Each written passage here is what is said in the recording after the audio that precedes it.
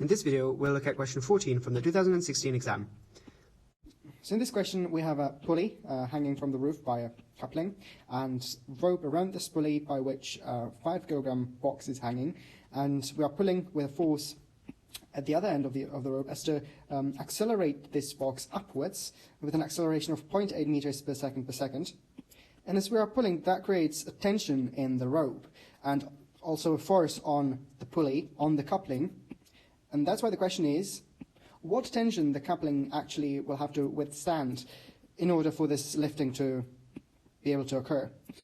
So there's a force acting on the box, pulling upwards, that's our force F, and also the tension all along the string. So that's something students sometimes struggle with. At every point on the rope, this force F, the tension, will act everywhere in both directions. So it's the same here, and most importantly, acting downwards on the pulley from both sides. We'll see that later. Let's now look more closely on the other forces acting on the box. So namely, there's gravity acting downwards. So that will be 50 newtons, right? Because we have 5 kilos times 10 gravitational acceleration gives us 50 newtons. And now by Newton's second law, the mass times acceleration, which is 0.8 for this box, has to equal the resultant force, which in our case is F, minus 50 newtons acting downwards. That's why the minus.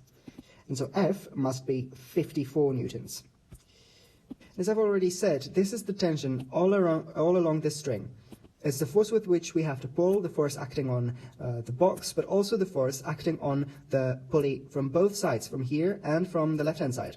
So the force the coupling has to counteract is, in fact, 2F, which in our case is 108 newtons, and that's the final answer. If the force was any less, the coupling would just break, and this whole mechanism wouldn't work. So 108 is our answer, and in the exam, that was option H.